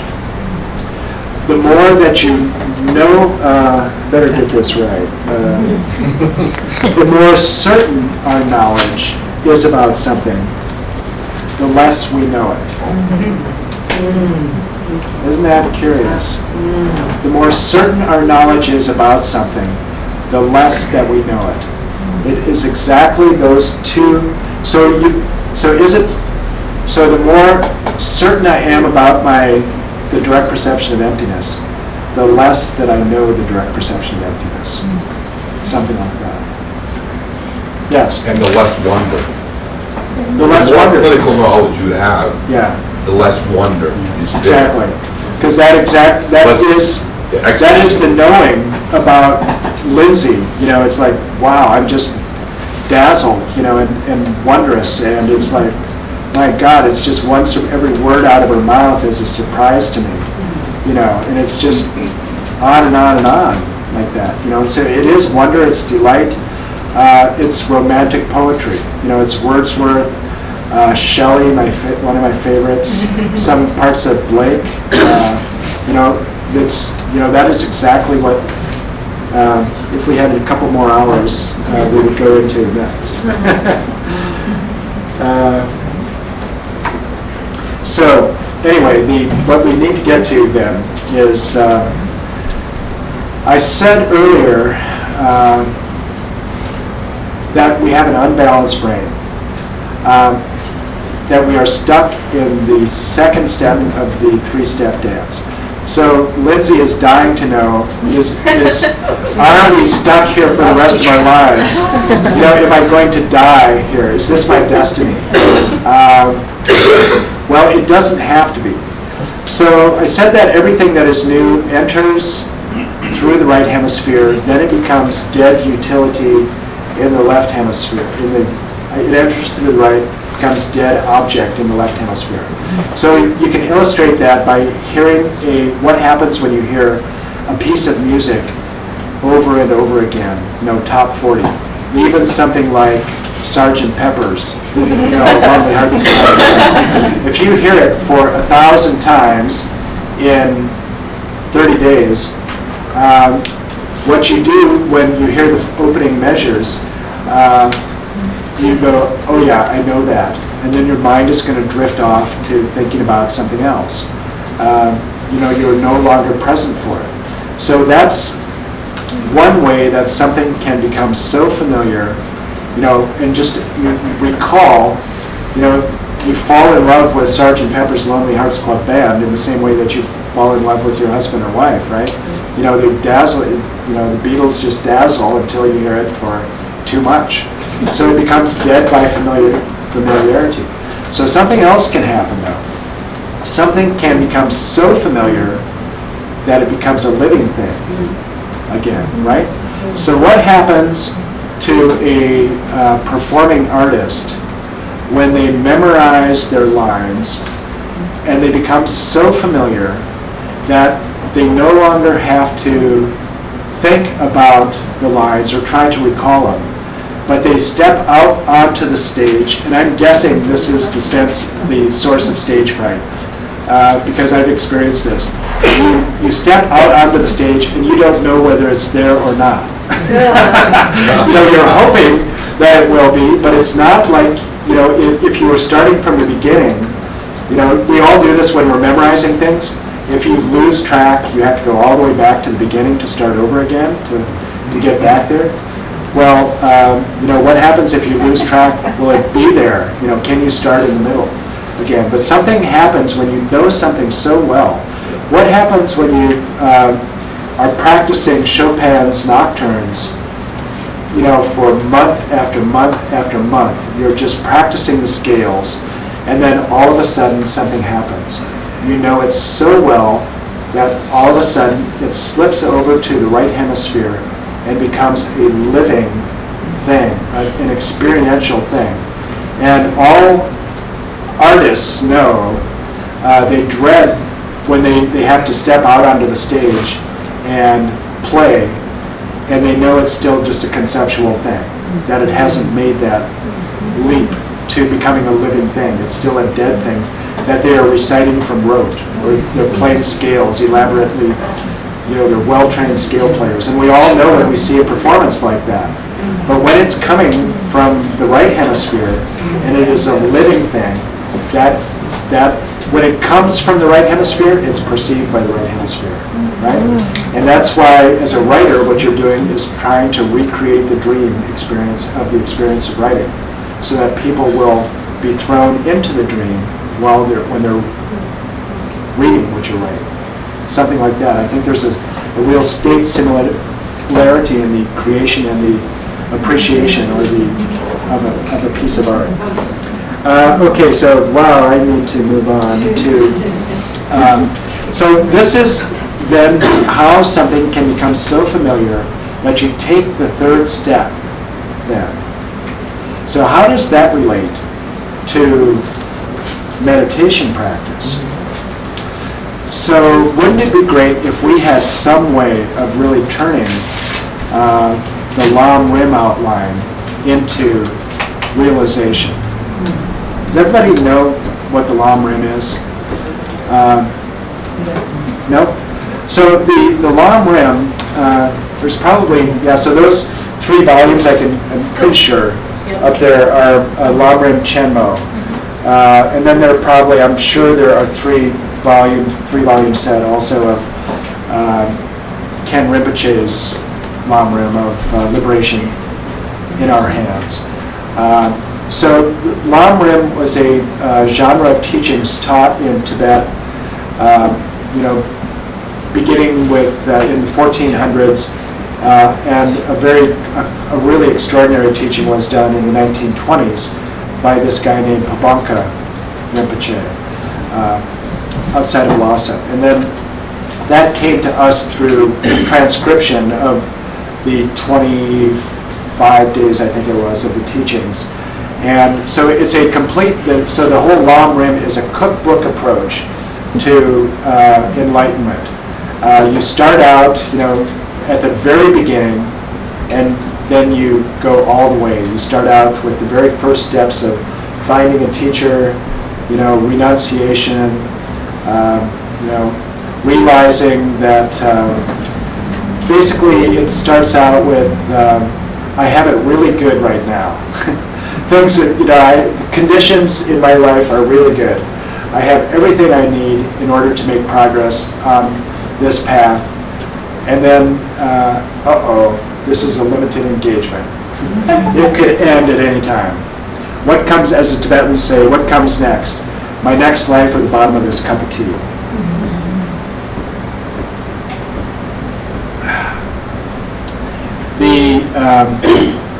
So that can just be a slogan, or that can be an experience that organizes your whole life. And it's on through 3 whole scopes. So the Lam Rim, part of the genius of that then is that, let's just say there are 180 or so meditation topics. And they're all organized into these outlines, of finer and finer detail. And every one of these meditations is, guess what? It's intended to be turned into a realization. It is not intended, so there are 3 types of meditation described in the Lam Rim. So the first is called Shargom, which is in Tibetan, which is a review meditation, meaning that what you do is you memorize the outline, basically. And that's what Lam Ripas do, people who do that practice, because it's a very brilliant device for learning this stuff. Is you just memorize the outline. So you do a meditation saying, there are 10 reasons that I have it really good right now. And then there are 10 things that could be better. And then there are 4 reasons that the term of my life is fixed. I know I'm going to die, but I don't know when I'm going to die. And then when I die, so there are 8 reasons for when I do die. The only thing that is going to be of any value to me, it's not going to be the Mercedes, it's not going to be the 401k. It's the only thing that is going to be of any value to me when I die is the state of my mind. And there are 10 reasons for that. So, you would just be reciting those over and over and over again. So that would be what? That would be a very left hemisphere activity, right? That would be conceptual elaboration, quintessentially conceptual elaboration. So we can say that the first step is, the reason that we're studying this in the first place. The reason that you come to Vajra Mudra is because you have had a right hemisphere spiritual intuition to begin with. That got you in the door.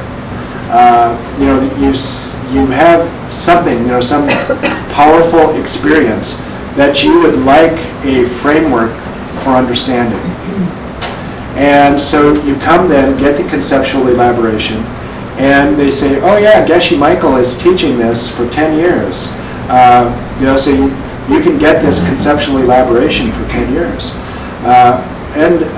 Jesse is going to teach the Lam Rim in only 2 years, starting going A to Z. So you get this very rich conceptual elaboration, starting out with the Shargom, the review meditation. You're just really creating this conceptual framework. Then there's what's called an analytical meditation comes next. So once you know what the outline is, then you start to debate with yourself.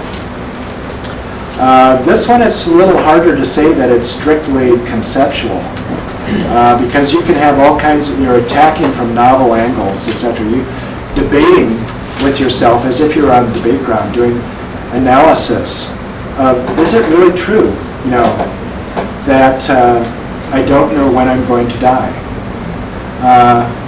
What about what happened when I was in Asheville? Right in the middle of that retreat, somebody got a text that their friend in New York had just dropped over from a heart attack. Wow, that's pretty convincing evidence. That was totally unexpected to my friend. It was a sudden heart attack. She dropped over in her tracks. I would say that was a surprise to the person who died also.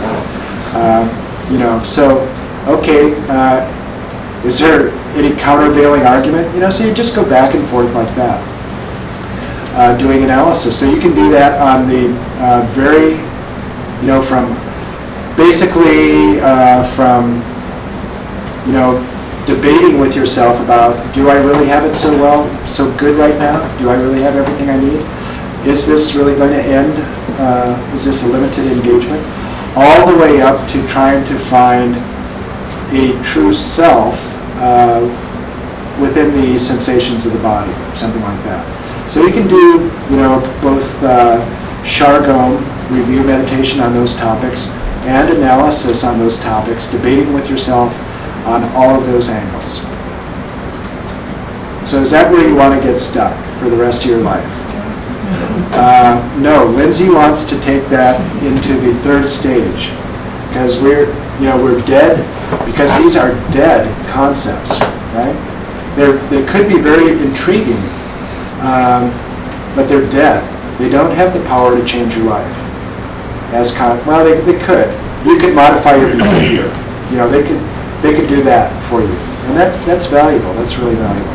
But as far as everybody wants the third step, and that's why people are coming to Vajramudra, is not just to memorize the outline. What they want is what Pabanka Rinpoche calls experiential realization.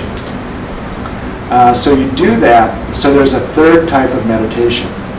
You do so this is all within the Lamrim practice. You do the review meditation, then you do the analytical meditation.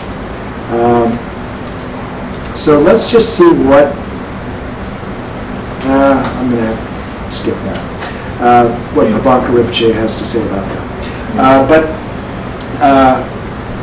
The third type of meditation is called fixation or placement meditation. This is one that, I don't know, I've never, you don't hear this talked about so much. This is really important. Something happens in your analytic meditation. You are examining, is it true that you're debating with yourself from every possible angle? Is it true that the time of my death is uncertain? And what happens, I'm not sure exactly how it happens. I think it could be, in a sense, you fatigue the left hemisphere, with the debate. And something happens, you feel a felt shift.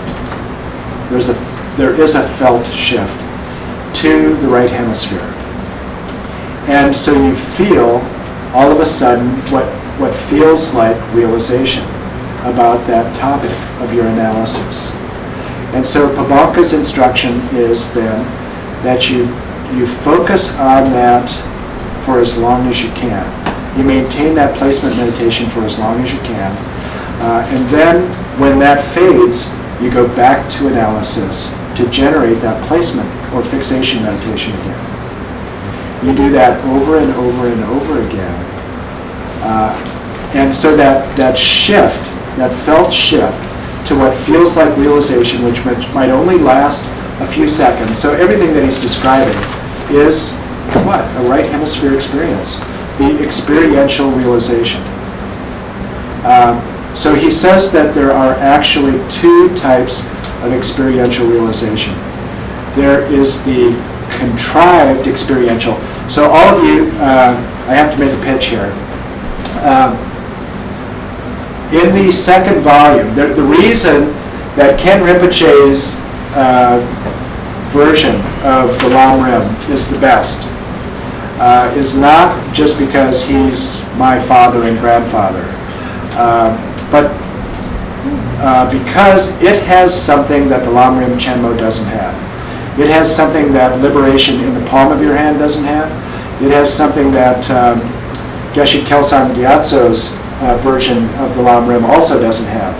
I have only ever seen it in this one place, and I sometimes think I'm the only person who has ever seen this, because nobody else ever talks about it. And in fact, it's so important to me that I named my Lamrim group when we were studying at Diamond Mountain, studying Lamrim together, Appendix F. So this is Appendix F in the second volume of Pabanka Rinpoche. You find it only in Ken Rinpoche's version of this. And so in there, so this is Trijang Rinpoche requested that Pabanka Rinpoche compose a poem about how to approach the Lamrim, how to study the Lamrim. So Pabanka Rinpoche composed a spontaneous poem goes through, unfortunately, it doesn't cover all of the topics, but it's absolutely extraordinary and tells you how you approach every particular subject up through impermanence or so. No, through renunciation or something. And it tells you this very important distinction. He says that you do your analytical meditation, and then you experience this felt shift to the right hemisphere, and that is what he calls a contrived experiential realization. He calls it contrived because it depends on the analysis. So when you have this feeling of realization for 3 seconds, and then you go back and do the analysis again. And then next time it lasts for 5 seconds, then 7 seconds, then 10 seconds. It goes longer and longer and longer. And if you are a shamatician, if you have stable, vivid attention before you start your long rim practice, guess what? That placement meditation, you can go from contrived experiential realization to the big game, which is uncontrived experiential realization, very quickly. So that is why, so Pabanka Rinpoche, I didn't mention this in the shamatha talk, because I had pulled it out of my notes for the last yoga studio I was at, so I don't use all of this stuff that I can at a Dharma center. Pabanka Rinpoche says the reason that you need to study or to master it and to accomplish shamatha is that he says you will never realize any of the meditations, you will never realize any of the topics in the Lam Rim, from renunciation all the way up through bodhicitta, all the way up through emptiness, if you don't have shamatha. So if you do, and so that's why he says you should start at the quiescence first, and then really work your way through the Lam Rim, or do it in parallel. But so if you have shamatha, then you are able to turn these contrived experiential realizations into uncontrived experiential realizations. And so what that means is that the realization no longer depends on analysis. It is strictly a right hemisphere experience. So every time then that you would just bring the topic to mind, I have it really good right now, you have the realization of it. It is no longer a conceptual experience. You have the realization. So the whole Lam Rim is designed to be, you go through quickly through the whole Lam Rim, then you go back and do it in detail. And he says that then you work on a particular topic until you have the uncontrived experiential realization of that topic, and then move on, and only then move on to the next topic.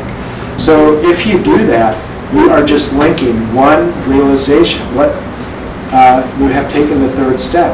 You have turned concept into realization. And that is the genius, I think, of the Lam Rim. So with the tools then, so shamatha is very powerful because it's preconceptual, right? We were really beginning to distinguish, we were really developing bare attention, right? And focusing only on tactile sensations in order to train attention and then to move that to awareness. What is awareness? Awareness is right hemisphere, right? Attention is left hemisphere.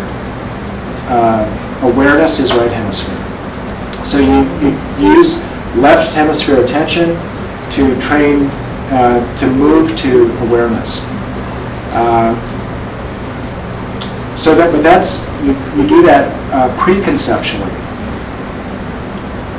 And then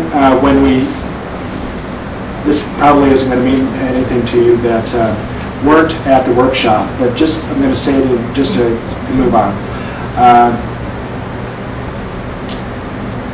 So that's why when you settle the mind in its natural state, you are applying right hemisphere awareness to the discursive operation of the left hemisphere. I hope that makes sense. And that's why that becomes such a powerful experience. And you are no longer cognitively fused then with what had been a conceptual appearance in the left hemisphere.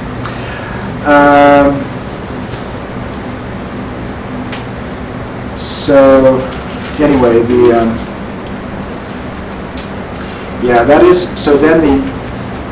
that is really, really preparing you. You can just kind of jump directly. Well, we'll just say for now, leave it at that.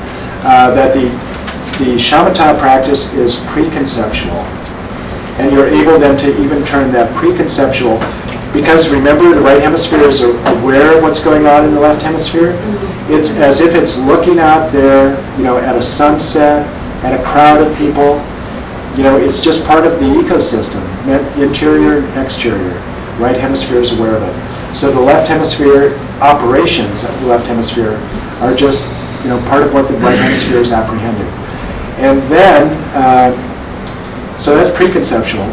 And then the Lam Rim is the way that once you have conceptually elaborated a spiritual intuition, which makes it so rich, so meaningful, changes that spiritual intuition so completely, because now it has certainty.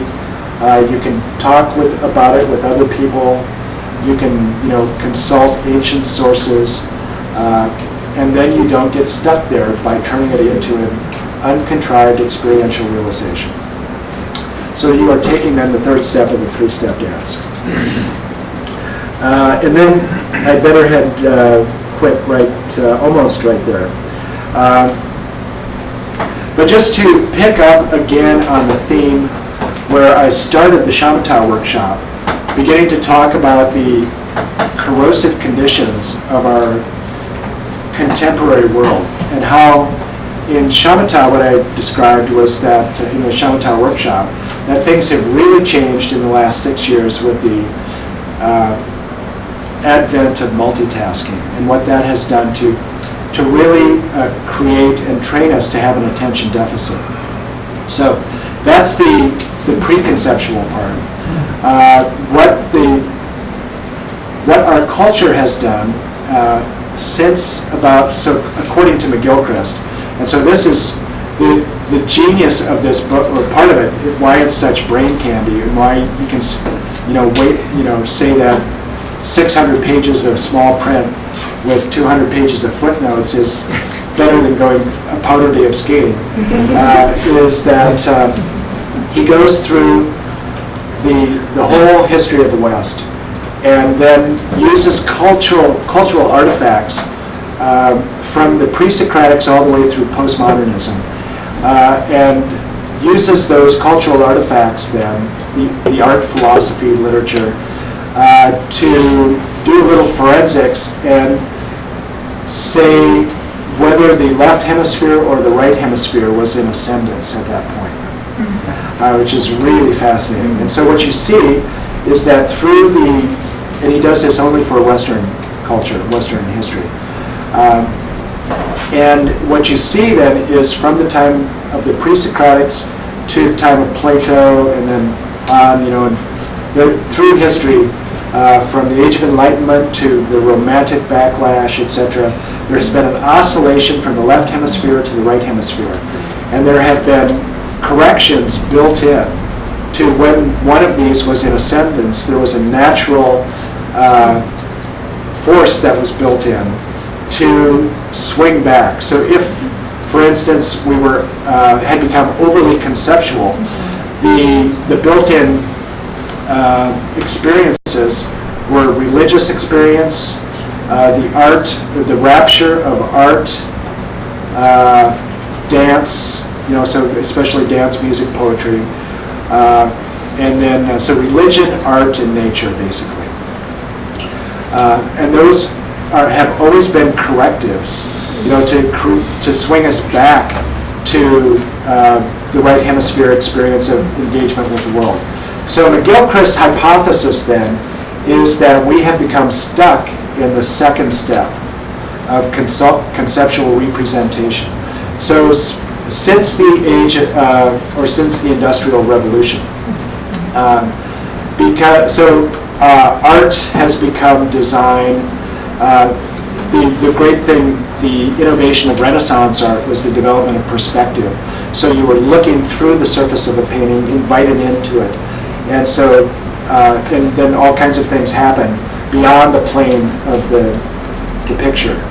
So with, abstract expressionism, etc., the art representational or non-representational, art became non-representational, became flat, two-dimensional, which is a perspective of the conceptual left hemisphere. So music has become atonal, academic music especially atonal. Popular music has been driven by beat rather than melody, etc. So spiritual experience has become theology, etc. On and on. All of these natural correctives. So our experience with nature now has become the Discovery Channel and GPS, and our experience of weather has become the Weather Channel. So all of these experiences have been co-opted by the conceptual left hemisphere, and the reason that we have become so entrenched in the left hemisphere world is because, remember, the left hemisphere is so good at knowing its own creations. And so since the Industrial Revolution, what's happened is that we have left the natural world. We are no longer a world of farmers and fishermen, etc. We are a world of urbanites. We are living in a constructed world, a world constructed by the left hemisphere. And this is a world that the left hemisphere knows very well and can create rules for. And now what has happened is that not only has our urban world become a mechanical world, now it's become a virtual world. And so our interaction with our friends now is all a virtual interaction, right? And so this now is, because we are inhabiting world of the left hemisphere, we are stuck. Our culture is stuck. Our own mental processes are stuck in the left hemisphere. And so just finally, the danger of being stuck is that we are always going to, the left hemisphere is always dealing with utility. What can this thing do for me? And so what can the planet do for me? What kind of comfortable lifestyle can this world produce for me? And so that's the world of nature then only becomes utilitarian. It becomes a commodity. So strip mine it, log it, etc. Turn it into something that I can consume so I can be happy, right? Rather than just engaging with the world of my experience, because as we discovered in our shamatha practice, the route to happiness lies in unlinking that experience, subjective experience, from the supposed exterior cause. And I had better just leave it there. And anyway, I'm sorry that I went later than I was supposed to. I hope that was there's a lot more that could be said. And anyway, we can check out Ian McGilchrist, Master and His Emissary. It's extraordinary read. If you do, just one tip. This is published by Yale University Press. If you can, I recommend the Kindle version. Because Yale University was really cheap on the paper. I think they thought it was going to have a very small audience and of academics. So the font is really small. It's a tough slog if you're 500 pages through that. But luckily it has caught on just enough so that they've reprinted it in a larger format edition. So that is available on Amazon, the larger format. So if you go to a bookstore, just open it up and see if this is unreadable. Know that there's a larger format edition available. I just want to say again, thank you so much to all of you here at Depen and Vajramudra especially, and for giving me the opportunity to talk about this stuff, because it really, I am in it only for a good time. And so thanks for providing this great time for me. I appreciate it so much.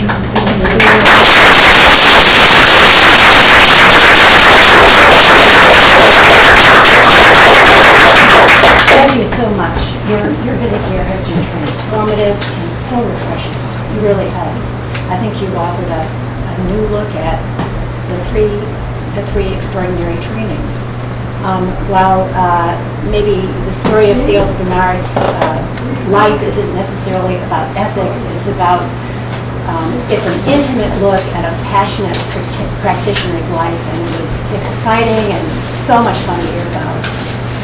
Your instruction on meditation has given us all, I think, a tool or 3 or 4 for our toolbox, and a new way of maybe examining our minds.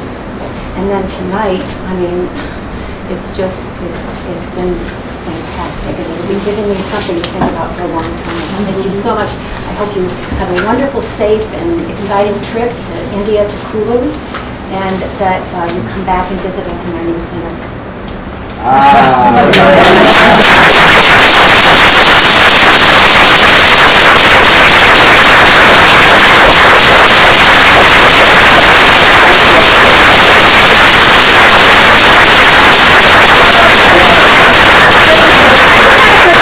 I put some paper out on the table in the other room. There's like a beginning process of starting an email list for Doug, maybe things that are going on with him, future program type things, different things on the East Coast. So if you want to, if you're interested in that kind of thing, if you wanted to add your name and email address to the paper on the table. Please teach,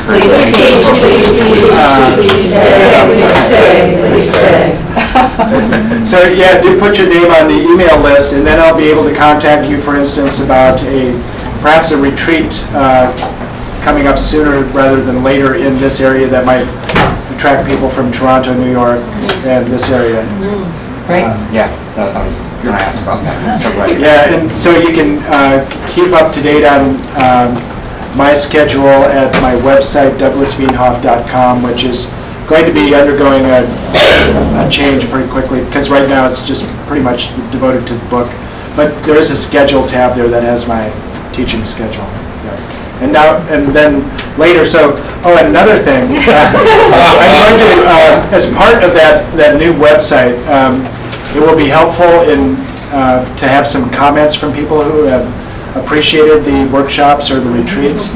And so, as a way of doing that, I'll be posting a blog.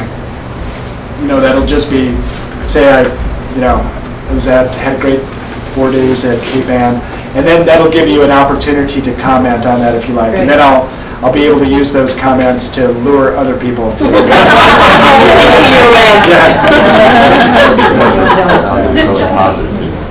Yeah, Jesse. I just wanted to make an announcement about our ongoing Open Door program, which is we participate in serving community meals in Gloucester. When's the next one, Ginny? Sunday. The 9th of June. So it's in a week from... A week from yesterday. Okay, so if anybody wants to participate, then Ginny, will you raise your hand? Then Ginny's coordinating the volunteers, and if you want to participate by giving money towards the meal, then there's an envelope hanging on the bulletin board by the back door. Thank you. Tomorrow night, there's an auction that Linda's holding for the summer retreat at the Magnolia Library. Beautiful building. Starts at 6. You can view objects between 4 and 6, and the auction starts at 6. Come put your bid on for the bicycle that Lindsay Krause's famous tush sat on. Also, actually, Elizabeth, do you want to say something about the painting? Oh, yeah, Howard Klein is a very gifted artist, and he lived in Rockport for many years. He was a lobster, and then he, just painted, and really, really creative, uninhibited. Howard lives in a really, really, really interesting world, and he made this really beautiful watercolor painting, and we donated it to the And it is amazing. Interesting things there. Yeah, It is amazing. It's fun. And Abby Lundberg donated a model ship that's about this big and incredibly detailed and intricate and beautiful, and there are some Kate Spade bags that are brand new. And I don't know, there's all kinds of amazing antiques and other stuff. So really come, it's so incredibly interesting. Obviously, I had a preview today. Thank you, everyone. Thank you.